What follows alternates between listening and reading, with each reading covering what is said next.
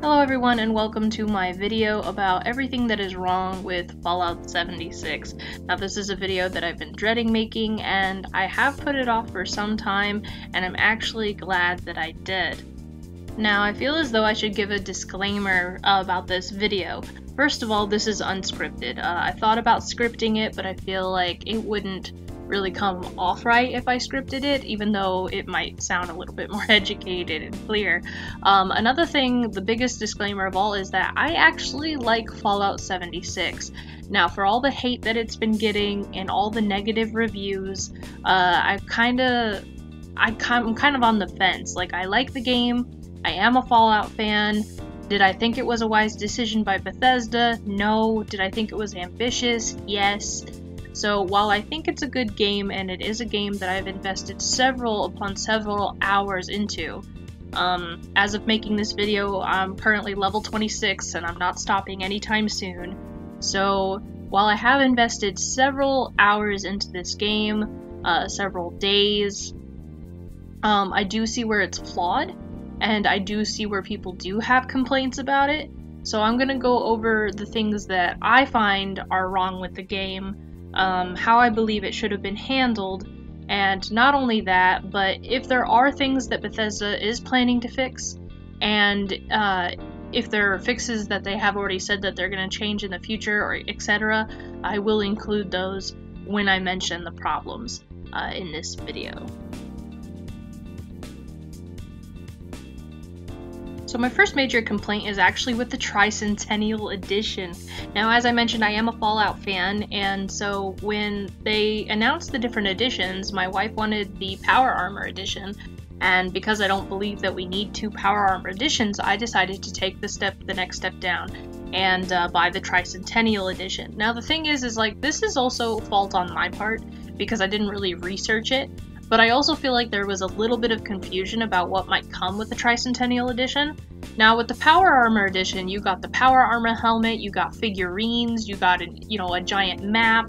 It came with so many goodies, I guess. And so when I was thinking, oh, I got the Deluxe Edition, I was at least expecting to get one of those things. Like, maybe I just got the map, or maybe I got the figurines or something. Like, I expected some sort of physical item. But no, the Tricentennial Edition, while it cost you nearly $20 extra, it literally just came with a bunch of skins. Now, for those that may not know, Fallout 76 does have microtransactions, and it allows you to buy a bunch of like paints and extra camp goodies and just extra things for your character. They're all cosmetic, they don't help you in any way in the game, and so when I got the Tricentennial Edition, I was like, okay, well at least I get all this stuff it mentioned for free. And I thought that, I would get a free hatchet, or I'd get a free 10 mil with these paints, or that I could apply the paints to anything, anytime I want. And that is not the case. You still need to find the supplies to paint those weapons, which means you still have to find a 10 mil, you still have to, find a workbench, you still have to have the oil to paint it, you still have to make the effort to apply these things. You still need the cloth for, making the Uncle Sam outfit, or the ceramic or concrete or whatever, in order to make the giant, Vault Boy Uncle Sam head. So it seemed kind of pointless that they wanted to advertise that they were giving you all this cool stuff, and yet really they're just unlocking it for you, yet you still have to put towards all the work and effort to actually apply it to anything. So one of my biggest things was that I really feel like the Tricentennial Edition is not worth that much, it's not worth the money paid. If you're gonna buy Fallout 76, definitely try and find it on sale. I'm not gonna say don't buy it, but definitely try and find it on sale for $40. Do not buy the Tricentennial Edition, it's worthless. Even if you get the normal game, you still get like 500 free atoms and anything else that you could need or would want. The extra paints, they're definitely just not worth that extra $20. As someone that played Fallout 4, I really was not a fan of the base building per se. In Fallout 4, it just was not very responsive, and it was just mostly just a pain. I know that there's a lot of people that didn't like the settlement system, and while I do think that it was actually really cool to include said system into Fallout 76 because of the multiplayer aspect, the camp system itself is just so flawed. Now, there are some fixes coming to this, which is why I'm mentioning it now, but as of right now, whenever you make your camp in Fallout 76, if someone on a different server occupies a spot near yours or in your camp, naturally you can log in and your camp will just be gone. And the thing is like every time my camp has disappeared, I have never seen another camp near mine. And your camp can disappear quite often. It might disappear whenever you join your friend on another server. Every time you log in, you're basically on a different server. So it's a gamble of whether or not your camp will actually survive. And the problem is like, yeah, there's only 25 people per server, but then how many servers are there? And even though the map is huge, I mean, trying to think of a place where it might not be occupied, like, it's really bad. There's no indicators at all in the game to tell you, like, hey, this spot is taken on another server, which I think would actually be pretty helpful, because it is kind of annoying to build a camp and then have it completely disappear on you. Now, a lot of people will say that the camp is optional, but this game actually makes having a camp very essential for the most part. It's a place to rest, grow food, have all your crafting benches in one place.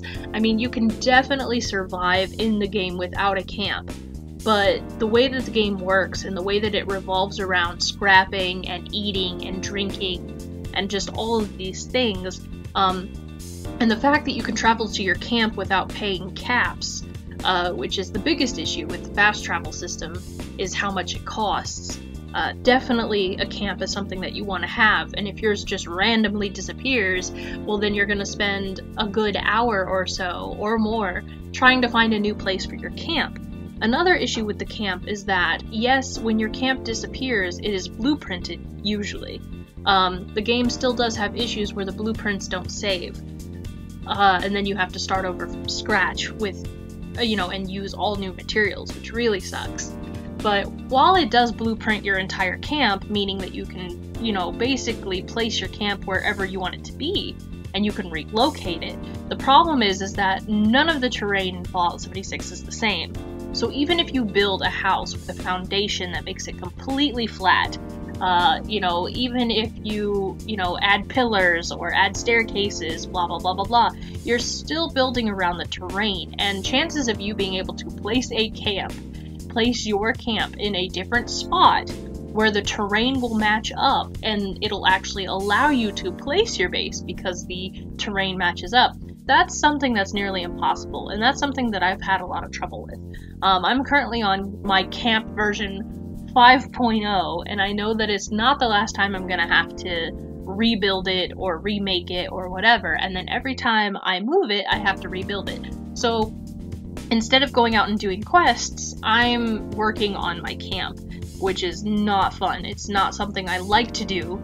I like having my camp, but as far as rebuilding it over and over and over and over, especially if I have a design that I actually like, that's what actually just gets on my nerves in the end. So the camp system, they are adding a new bulldoze system where you can get rid of trees and rocks. This is coming December 11th of 2018. Also, they are adding in a system where if your camp disappears in one server because someone has built near you, they will give you the option to transfer to a server where the spot for your camp is still open. So they are trying to fix this issue. They are trying to work around it, but the game's been out, for a couple weeks at least, or almost a couple weeks, and at this time, going a couple weeks with having your camp constantly disappearing, and needing to constantly rebuild it, that is something that definitely got on my nerves while I've been playing this game. So I'm glad that there's a fix, but it's definitely something that's currently wrong with the game that hopefully they find a better fix for in the future.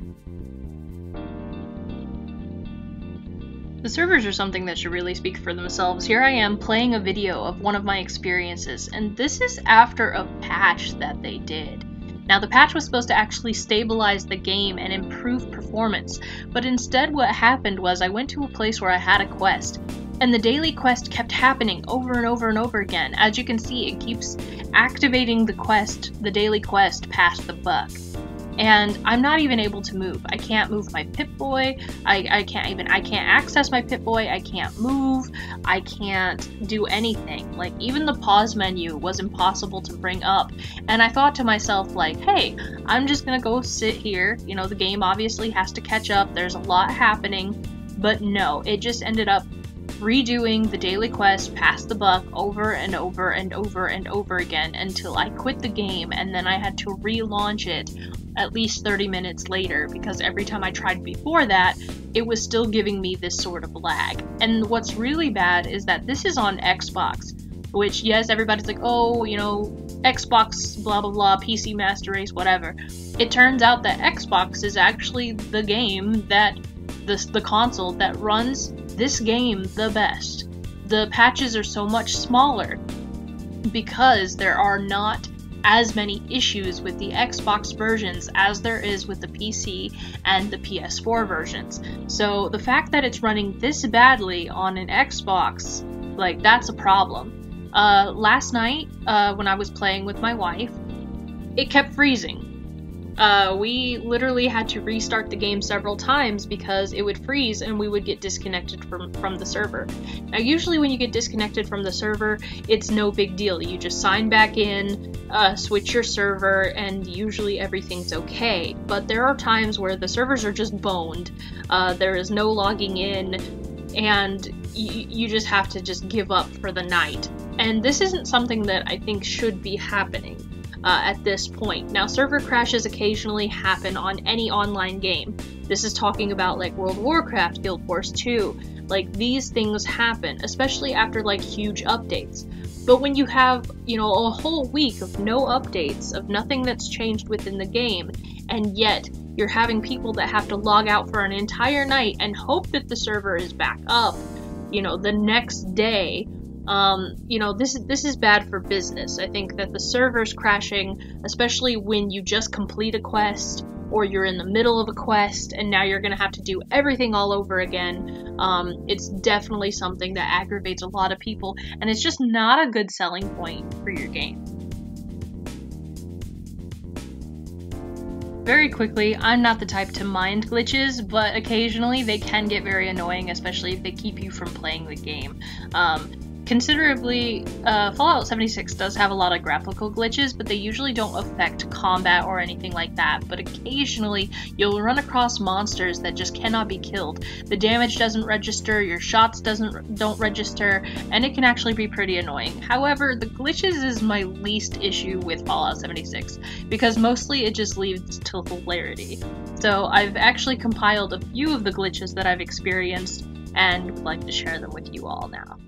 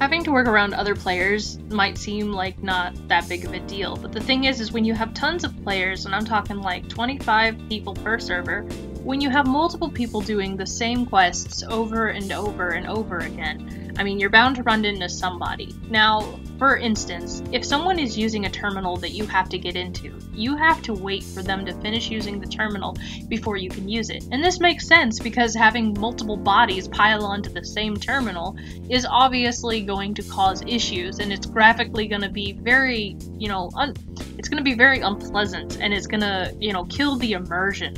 And so I guess it is more realistic to have to wait, but then you spend a lot of time during a quest just sitting there and waiting for people to read everything and do everything. And then if they don't know what they're supposed to do, like load a holotape or do this, then you have people sitting at a terminal while they look up the answers as to what they're supposed to do. And this can take anywhere from 5 to 15 minutes. The same thing goes for workbenches. So while multiple people can scrap items at the same bench, they cannot mod or craft at the same bench, which means cooking stations, armor stations, weapon stations, tinker stations, and chem stations. You have to wait in order to use them. And now if you're traveling in a team where, people go to the same base and they're all working at the same area, this can take a while. And so it's kind of a hurry up and wait situation where you're basically sitting around a lot of the time just waiting for people. This kind of goes with the multiplayer aspect of it. So I like the fact that it's multiplayer. I'm one of those people that actually likes this because, as multiple YouTubers have put it, you can't go wrong if you're with the right people. Like, as in, it's always a good time if you have the right people to surround yourself with. And that's true. If I play with my friends, especially people that I love hanging out with on a normal basis, then I'm gonna have fun with them in the game. However, in Fallout 76, this can cause an issue, and that's because everybody has their own play style. So, while I'm ready to go on a quest, and I'm already ready to go, my wife, however, might have to cook a few meals, or make sure she fixes her armor, or maybe she has to go hunt for adhesive because she wants to make sure her chest piece is, fixed before we head out. And this is another thing where you have to work around the other players. You gotta make sure that they're ready before you can actually go out and do something, which can take a long time. And that's just with my wife. I mean, I can't imagine being in a team with 2 other people outside of her, waiting for them to get ready, everybody else using the crafting stations. Like, I can see where it takes a while to get ready and to go as a team, especially if you're trying to organize a quest together. So, and some quests can be done as a team, some can only be done separately. So, I mean, playing co-op in this game, it really does take a lot. And with other people, you always have to worry about also if people want to engage in PvP. If you trade with someone, there's a matter of communication. So working around other players, can be a bit of a hassle in Fallout 76, and it's not something that I've seen mentioned very often. Basically, another thing with working around other players is that the enemies change depending on who is in what location, like who gets there first. And that's something that I'll actually bring up in a different point. Another one of my biggest issues with Fallout 76 is that there is no balance between the enemies in this game. When I left the vault for the first time, I ran into a bunch of MK liberators that were level 1, 2, and 3. And this was fine because I was just leaving the vault. These enemies were very easy.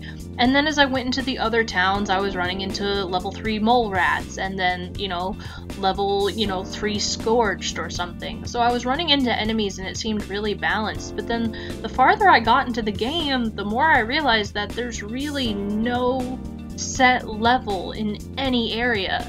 One moment I might be walking into a town that's full of ghouls that range from level 3 to level 9, with the occasional level 22 elite in there somewhere. Which is fine, it offers a challenge. But then I'll go into the same town a moment later with level 23 to level 60-something super mutants that are just murdering me. And it's the same town, and it's only like maybe 20 minutes apart per the visit. The game is always changing. Every time you log into an area, the enemies are going to be different. It's going to be different enemies with different stats, with different levels, with different weaknesses. So there's really no way to prepare for an excursion. It's not like Fallout 3, where you're going into the Deathclaw cave. So you're like, oh, well, there might be Deathclaws in here. It was like if you went into the Yogwai cave, and then suddenly it wasn't full of Yogwai. Instead, it was full of, Deathclaw, or it was full of Rad Scorpions instead. Now, granted, this wouldn't be much of an issue because the enemies in Fallout 3, while they do vary in their stats, they basically have this, a set strategy on how to kill them. In Fallout 76, there is just no level balancing. One moment you might be outside of the vault just fighting the MK Liberators, and then the next moment you're walking across the street and a level 15 super mutant crosses your path and you're only a level 2. And this doesn't really feel like it's fair. I had a quest in Lewisburg where I had to go find my mentor for a quest, and it was weird because I was getting murdered by these super mutants. They are bullet sponges, and there were so many of them that the game was lagging. I couldn't pull up my Pip-Boy, I used all my stem packs, I was only allowed to respawn back in the same area, it plopped me back in the same type of enemies, and even with my wife helping me, you have a 2-man team, both people at least level 20, and we are not able to take out these super mutants. And finally, when everything clears, she was like, wow, this place for me was just full of robots, and I was able to take them out no problem. Because the robots were only level 5 versus the level 15 and 23 super mutants that were ganging up on me just a moment ago in the streets. So there isn't really a balance between the enemies, and sometimes if something's too hard, you just have to leave the area or change the server and come back. Areas can also be affected by higher level players entering the area.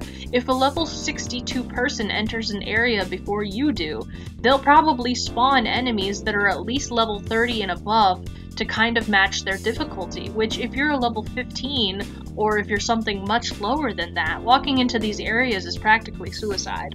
So I definitely feel like one of Fallout 76's biggest issues is that there is no balance. There's no path in the quests that kind of gradually lead you up to a decent level.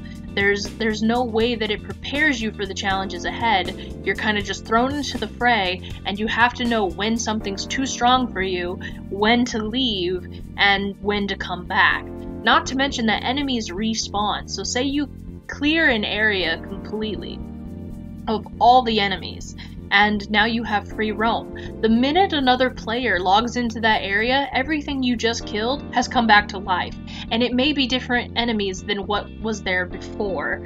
So again, it's one of those things where if you spend all your supplies getting rid of all these enemies and finally you have a moment just to do the quest, a single person can come in and completely ruin it.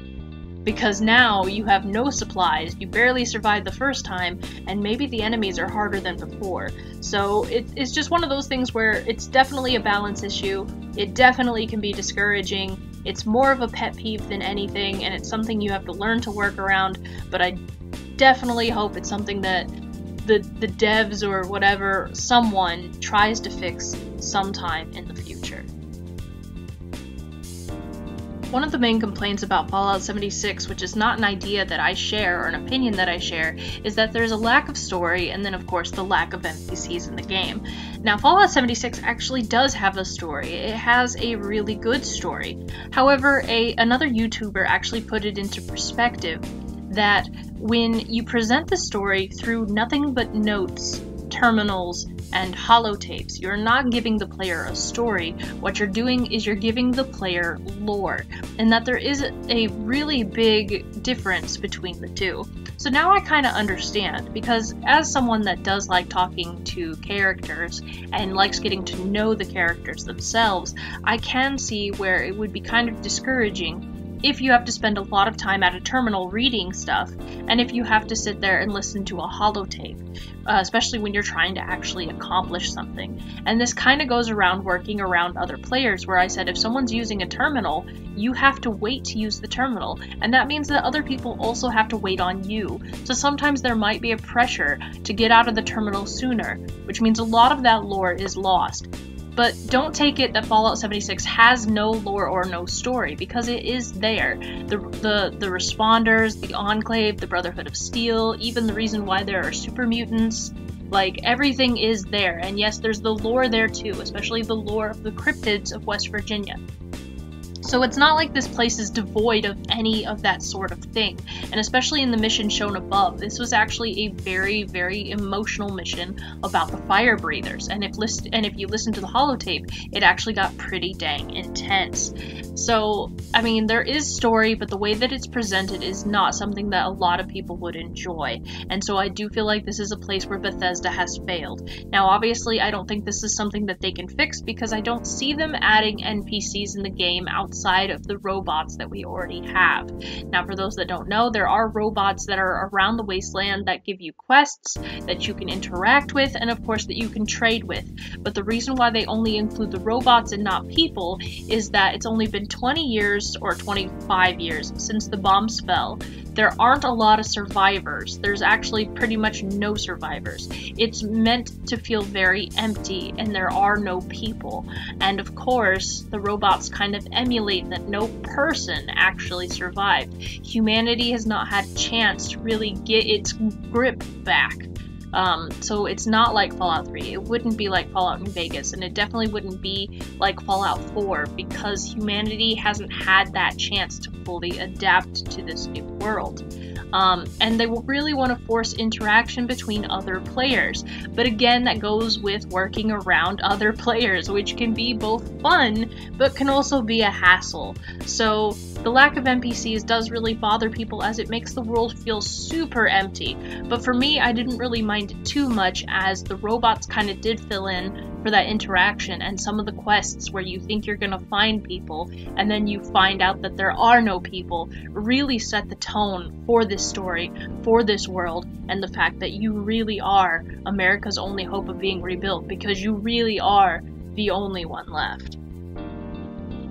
Anyways, that's all I got for this video. I know it was a long one. Thank you guys so much for sticking with me until the end, and if you want to add anything to like what I said about what you think about Fallout 76, I mean, feel free to do so in the comments down below. I mean, obviously there are a lot of people that still don't think it was worth the money. I mean, I kind of do agree that it was released as an early access game that they made you pay full price for, but we've already had one patch, we have another patch coming December 4th, and we already have another patch coming December 11th. They've already fixed so many of the broken quests, and they're increasing things like the stash limit and stuff like that, so they are listening to the community, which is why I continue to have hope for this game. That's why I didn't want to mention things like, you know, broken quests or other types of flaws, because they are actively trying to fix those, and they have fixed a lot of those already. Now, like I said, I would still try and get the game on sale. I wouldn't say that it's worth the $60 yet, but that's not to say that it won't be in the future. And of course, it doesn't excuse the fact that Bethesda released an unfinished game. So it's not like I'm giving them a free pass, but I'd say don't give up on Fallout 76 just yet. Wait for it to get a little bit better, and then definitely try it out for yourself, because I do think it was actually ambitious. Yes, graphically it's still pretty much Fallout 4, but it doesn't make it a bad game. So thank you all so much for listening to this video. I hope to see you all in the next one. More videos coming soon. So until then, ciao you guys.